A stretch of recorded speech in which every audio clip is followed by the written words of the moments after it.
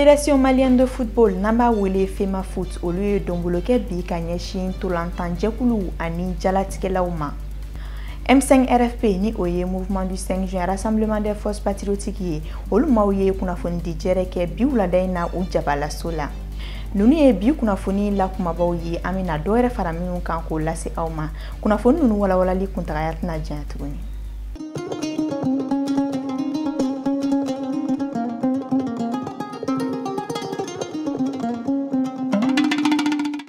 Limanaw ni aw ka sufɛ foli bi don kibaru kɛnɛ kɔnɔna la ina fɔ kunnafoni daɲɛ kumabaw la an y'a fɔ ɲɛna cogoya min na Mali tolantan jɛkuluba n'a bɛ wele FEMA Foot Fédération malienne de football olu ye baarakɛminɛn dɔw ka fara saniyaminɛnw kan k'olu kɛ donbolo ye ka ɲɛsin tolantan jɛkuluw n'u ka jalatigɛlaw ma. Sigi kɛra bi sɔgɔmada in na utukalo tile 7 san 2020 Idrissa Badimi ale n'a ka jatala Umar Tarawele olu tun bɛ kɛnɛ kɔnɔna la. Ka kɛ ni farikolo ɲɛnajɛ baaraw daminɛli ye ko kura an ka jamana tolanci ɲɛmaayaso FEMA Foot olu ye dɛmɛ ta ka ɲɛsin tolanci tɔn cɛmanw ani musomanw fo ka taa se jalatigɛbaw ma o dɛmɛ kɔni bɛ tali kɛ fɛn caman na. Comme aw b'a dɔn depuis tile 2 in na an bɛ ka minɛn dɔw di balontannaw ni balontantɔn mɔgɔw ma ka da bana min nana jamana kɔnɔ bi n'o bɛ ka diɲɛ bɛɛ labɔ. Donc a ka d'an ye an ka programme kɔnɔ an y'o fɔ an bɛ se ka dɛmɛ min se ɲɔgɔn ma ka ɲɔgɔn dɛmɛ. Donc o hukumu kɔnɔna na an ko an bɛ protocole sanitaire min ni comité scientifique y'a fɔ ko fo k'o ɲini balontannaw ye an ye o minɛnw de ɲini nin ye tan n'o ye masques ye n'o ye gels ye n'o ye thermoflashes ye ani tɛgɛko minɛnw bɛɛ lajɛlen ka d'u ma. Ani musomaninw ta an ye survêtement ni maillot fara olu kan bon ani ka ballon du bɛɛ lajɛlen ma équipe cɛw ta olu ye ballon 44 sɔrɔ musomaninw ye ballon 20 sɔrɔ ligue ye ballon 50 sɔrɔ dɛmɛw don ka se bɛɛ lajɛlen ma ka yira bɛɛ la k'a fɔ an bɛ baara min na nin ye an bɛɛ lajɛlen ka baara de don maa kelen ko tɛ. O kɔfɛ an ye a lajɛ ka arbitre fana ka fini ɲini ka d'olu ma comme aw bɛɛ lajɛlen b'a dɔn depuis fédération ko daminɛna Mali la maa ma deli ka fini san arbitre ye alors que u fana dun u jɔyɔrɔ ka bon balontan ko kɔnɔ kosɛbɛ. Fédération ɲɛmaaba kɔni ka fɔ la k'u kɛn bɛ ka fɛɛrɛ bɛɛ lajɛlen sigi sen kan walasa ka tolancilaw a n'a kanubaw bɛɛ lajɛlen kisi banajugu coronavirus kɔlɔlɔw ma. Maa si ka ala deli tɛ championnat tan o a ma tan o maa o maa ni ala ye maaw kalifa i la i ka ala deli tɛ kɔlɔlɔ ka maa si sɔrɔ a bɛ komi i ka du kɔnɔ ko balontan anw ye duba kɔnɔ kelen denw de ye an bɛɛ bɛ ɲɔgɔn fɛ su ni tile donc an ka ala deli tɛ ko ka maa si sɔrɔ an ka ala deli ye an ka balontan hɛrɛ la k'a daminɛ hɛrɛ la k'a kuncɛ hɛrɛ la an ye jɔn ye. Donc adamaden n'i bɛ kuma i bɛ i yɛrɛ kalifa ala la parce que o dɔnni faralen don ala de la an kɔni fɛn fɛn kan ka ta i ko labɛn anw y'o bɛɛ sabati même balontan bɛ taa terrain minnu kɔnɔ an ye a ŋaniya terrain in bɛɛ lajɛlen bɛ désinfecté ka taa bɛɛ sanuya k'a ko k'a jɛ k'a produit fiyɛ a la min bɛ se k'a to bɛɛ lajɛlen ka tanga bana in ma ani an y'a yira fana balontan n'a bɛ kɛ a ka kɛ huis clos ye. O bɛɛ kun ye pour que jama kana kafo ɲɔgɔn kan donc an bolo ni ala y'an dɛmɛ inshallah ala b'an dɛmɛ kɔlɔlɔ man ka maa si sɔrɔ. A tilala ka wele bila tolanci kanubaga bɛɛ lajɛlen ma an ka jɛ k'an bolo di ɲɔgɔn ma walasa ka se ka ɲinan tolanci kuncɛ hɛrɛ la. An b'a fɔ bɛɛ ɲɛna championnat in an k'an fanga fara ɲɔgɔn kan an ka se k'a laban. Parce que aw yɛrɛ minnu ye kunnafonidilaw ye aw b'a kalama k'a fɔ ɲinan y'a san 5 ye pratiquement championnat tɛ ka taa Mali la donc o ye wale min man ɲi an yɛrɛ ka balontan image ma parce que Mali jatelen don k'a fɔ Mali ye balontan jamanaba de ye an mana taa kɛnɛ o kɛnɛ kan an ka denmisɛnninw b'u jɔyɔrɔ fa donc bi an ye championnat tan fo ka se tile 21 ma donc an k'an jija an ka championnat ye kun fori tiɲɛ don degun nana tɔn bɛɛ lajɛlen kan, degun nana ala aw journalistes kan. An fana ko an se ye min ye o ye an ye minɛn minnu d'u ma nin ye. O kɔfɛ FIFA wari in kan ka na nin dɔgɔkun laban in na ni ala y'a sabati ko wari in sera yan an ka se ka tɔnw bɛɛ lajɛlen dɛmɛ, bɛɛ ka musakanin sɔrɔ min bɛ se k'a to i b'i ka balontannaw la nisɔndiya, baarakɛla minnu b'i ka mara kɔnɔ k'olu la nisɔndiya. Mais nin bɛɛ lajɛlen a sigilen bɛ bɛn de kan. Bi Mali balontan mago bɛ bɛn de la kosɛbɛ. An ka bɛn, anw ni aw yɛrɛ ka bɛn, aw journalistes ani balontan tɔn mɔgɔw bɛɛ lajɛlen ka bɛn, an n'an ka ligues bɛɛ lajɛlen ka bɛn pour que an bɛɛ ka don da kelen fɛ ka bɔ da kelen fɛ, parce que balontan in de y'an bɛɛ kanu ye, o de y'an bɛɛ fara ɲɔgɔn kan. Maa minnu garijɛgɛ donna nin minɛn ninnu na, olu nisɔndiyalen ye tandolen ni waleɲumandɔn ta ka fédération ɲɛmaaw sɛgɛrɛ. Mouvement du 5 juin, Rassemblement des forces patriotiques, n'o ye M5 RFP, olu maaw ye kunnafoni di jɛrɛ kɛ wulada in na nɛgɛ kanɲɛ 17 waati u jabala so kɔnɔna la. Segin kun tun tɛ dɔwɛrɛ ye k'a yira diɲɛma la k'olu ka jɛkulu ye jɛkulu kafolenba ye, ko wa k'u b'a ɲini maliden bɛɛ fɛ bɛɛ ka tɛmɛ ni wulikajɔ baaraw ye yaasa jamana ɲɛma n'o ye Ibrahim Boubacar Keita ye ale n'a ka maaw ka fanga bila. Anna Marie Yvonne Traoré, Mariam Sako, ale n'u ka jatala Tijani Sidibe, olu tun bɛ kɛnɛ kɔnɔna la Nefsiri maaw tɔgɔ la. Kuma in tɛ janya, mais an b'a fɛ ka kuma daminɛ ni fɛn min ye, o ye bɛɛ k'o faamu, an bɛ ko min na jamana ko don. Ni jamana ko don, bɛɛ niyɔrɔ b'a la, bɛɛ jɔyɔrɔ b'a la. Olu caman de farala ɲɔgɔn kan. Fara ɲɔgɔn kan ye laɲini ye fɛn min ye, o dɔnnen don. Nka nin wagati in na an y'a ye kuma caman fɔra k'an t'o jaabi. Min bɛ jaabi o ye laɲini bɛ sabati cogo jumɛn na. O tɛ dɔwɛrɛ ye an farala ɲɔgɔn kan fɛn min kan, jamana in maracogo jugu min ni an bɛɛ b'a dɔn cɛ tɛ muso tɛ président Ibrahim Boubacar Keita de don. Nka ni jama farala ɲɔgɔn kan aw bɛɛ ka laɲini ye kelen, tuma dɔw la faamuyaw bɛ se ka fɔ ɲɔgɔn kɔ, mais laɲini reste le même. Moi je suis le coordinateur général de la CEMAS, membre du M5 RFP. Imam Diko ye min fɔ o ye autorité morale ye, a y'a yira k'a fɔ kuma segin kɛra a kan, il préfère mourir, on ne le souhaite pas, en martyr que d'être un traître. Traître tɛ dɔwɛrɛ ye, o ye min bɛ jaba janfa. Et moi, je suis le coordinateur général de la CEMAS. O tɛ dɔwɛrɛ ye k'a fɔ kulu o kulu bɛ yen min ye cɛ ye, min ye muso ye, ni ko i bɛ yɛrɛ Imam Diko la. Imam Diko de y'a fɔ le 5 ko a ka peuple lamɛn n'o ye IBK ye. Écoutez le peuple du Mali, peuple bɛ min fɛ a ka sɔn o ma. Ça c'est de la sagesse. A ma peuple lamɛn.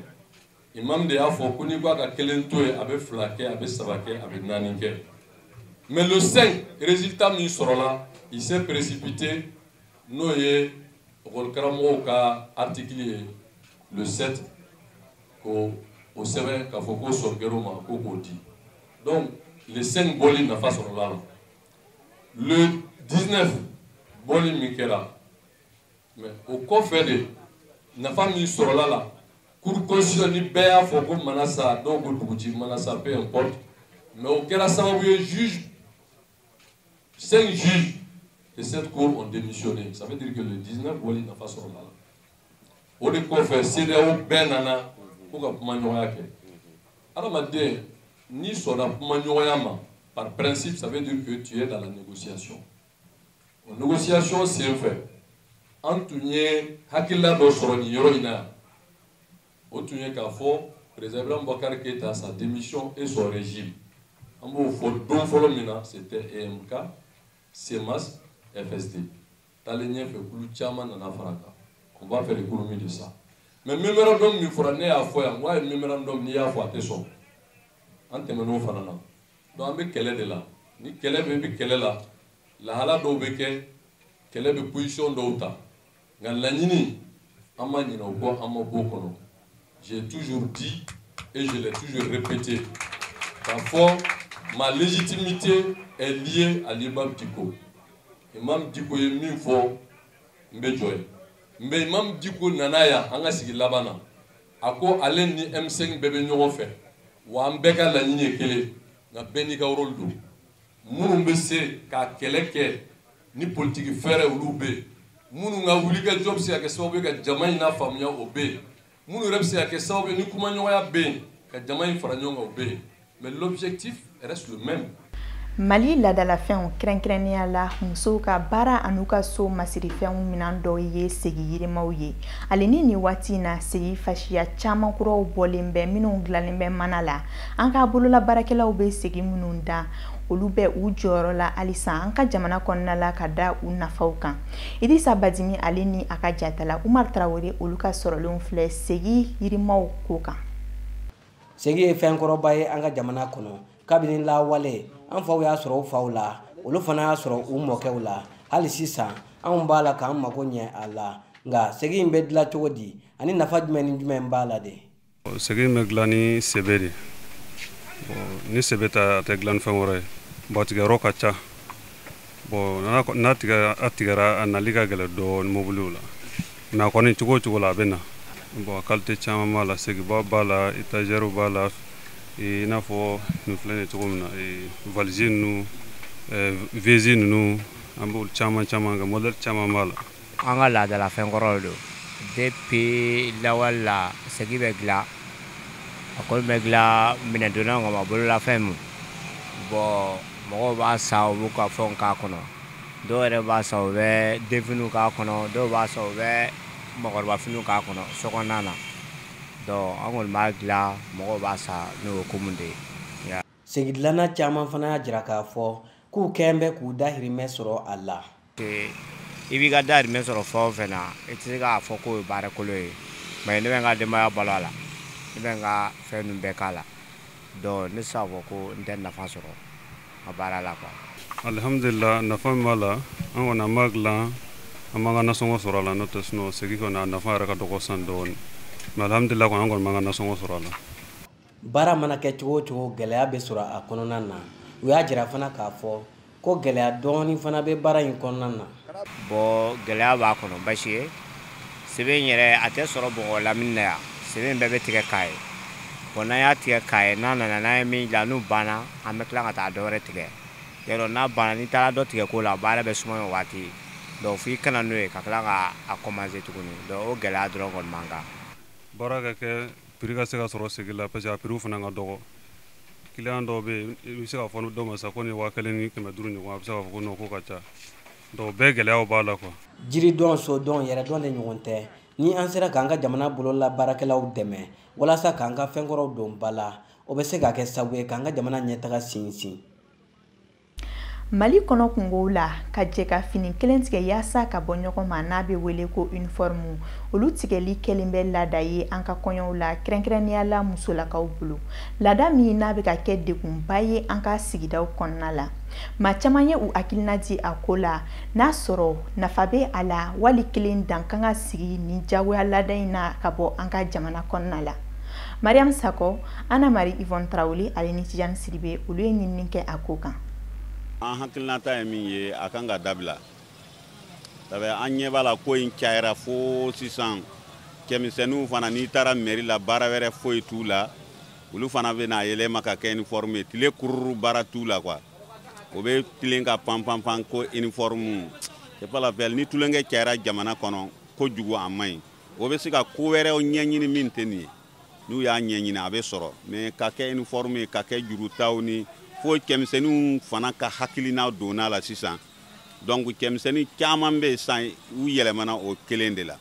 ni ko dama tɛmɛna dɔrɔn changement kan ka ɲini a la o de ka ɲi sinon a daminɛna a mɛnna awɔ uniforme daminɛna a mɛnna mais a cayara quoi a dama tɛmɛna quoi. An tiɲɛna uniforme ko nin ye degun de ye parce que i b'a san dɔw ta la a man di ye k'a san i b'a san gasi kosɔn i b'a dɔw yɛrɛ san i t'a fɛ yɛrɛ. Parce que ne b'a dɔn yɛrɛ ne yɛrɛ bɛ caman san ne t'a kalan yɛrɛ ne b'a fililen to so kɔnɔ ye k'an ka fini wɛrɛw dɔn i min ka uniforme sanni ye n'i y'a wari d'a tigi ma o b'a nafa ka tɛmɛ fini sanni kan muso de kan ka bɛn k'a lajɛ ka kɛ ko gɛlɛya bɛ an k'a dabila ko caman yɛrɛ de kan ka dabila parce que tiɲɛ gɛlɛya bɛ ni uniforme bɔ dɔ i bɛ ka degun se mɔgɔw ma. Ne kɔni hakilata ye min ye sisan n'a ye uniforme tigɛ sisan a bɛ adamadenw tin don ɲɔgɔn na puisque yɛrɛ kungo sisan dɔ bɛ na tɛ se ka so mais ni kungo sera a bɛ se ka so fini yɛrɛ dama kama i b'a fɔ ko ne bɛ ni fini san ne balima ko kɔɲɔ de bɛ n bɛ taa n balima den ka kɔɲɔ na i b'a doni mun kɛ a bɛ ɲɔgɔn ɲɛ o kɔnɔna na ni kɔɲɔ wɛrɛ ta tɛ ɲɔgɔn ɲɛ wala ni kungo wɛrɛ ta tɛ ɲɔgɔn a bɛ adamadenw tin de don ɲɔgɔn na ne kɔni fɛ a kɛkun de y'o kama ye n'o tɛ ne yɛrɛ fɛ dɔwɛrɛ kɔni tɛ. Idrissa Badimi ye diɲɛ seleke naani kunnafoni kumabaw labɛn aw ye an ka ɲɛmada a ka sɔrɔlenw fɛ. An bɛ bi kɔkan kibaruw daminɛ Côte d'Ivoire jamana kan maaw tɛgɛ ɲɛsin yɔrɔ min tile bɔra yen coyi u ka jamana ɲɛmaa Alassane Dramane Ouattara ko ale na kɛ cɛbɔ ye u ka jamana ɲɛmaaya ɲini kalafili nata la min bolo dan bɛ octobre kalo tile 31 na laseli in kɛra fɛ kunu alamisa uti kalo tile 6 k'ale tun y'a fɔ k'a tɛna kɛ cɛbɔ ye mars kalo tɛmɛnen nka ko balalen o bɛ ko sudalen sa ko ale y'a kanbɔ ko kura fanga nɔfɛ ka da ko fila kan ko a fɔlɔ a ka fanga ɲinitɔn kun ye cɛbɔ min kɛ n'o ye Amadou Gon Coulibaly k'o fatuli y'a kun fɔlɔ ye k'a kun filanan fana ye jamanaden dɔw fana farala ɲɔgɔn kan ko ale ka a kanbɔ fanga nɔfɛ walasa ka don u jigikɔrɔ ko ale ye olu ka wele de jaabi. Kunnafoni nasiraw la an bɛ don coronavirus kunkanko kibaruw la ko coronavirus sɛgɛsɛgɛli minɛn ntanya bɛ ka kɛ sabu ye ka ɲagami don farafinna coronavirus banabaatɔ hakɛ dɔɔni na k'an bɛ don min na ko bi ko coronavirus ye maa min minɛ farafinna k'o tɛmɛna maa 1,000,000 na ka ban kɛnɛya dɔɔni b'an ŋanaw ka jateminɛ na ko a bɛ sɔn ka caya ni fɔlen ye bawo a ko t'a la ka sɛgɛsɛgɛ a ɲa 40 bɛɛ lajɛlen ma. Kunnafoni nasiraw la an bɛ taa Libi jamana kan organisation état islamique ni ole ye jatigɛwale kɛbaaw ye k'u gɛnnen kɔ siɲɛ caman kabini san 2014 waati ka bɔ Sabrata n'o ye Libi tilebiyanfan dugu dɔ ye k'u seginna ka na ko kuratugu ni kanu cogo k'u b'a la ka yɔrɔw minɛ dɔɔni dɔɔni. Sabrata yɛrɛ ni Tripoli n'o ye Libi faaba ye ko a tɛ tɛmɛ kilomɛtiri 70 kan k'a bɛ ka taa Tunisie ni Libi dancɛ la. NEF-TV Jabarani lajɛbagaw ni ne bɛ dansigi aw ka bi kunnafoni di kɛnɛ la NEF-TV Jabarani baarakɛlaw bɛɛ sera ka min labɛn aw ye ka bɛn bi juma ma utukalo tile 7 san 2020 an b'a fɔ halisa ala ka basigi segin ka na an ka jamana kɔnɔna la aw kan bɛn waati yɔrɔw la.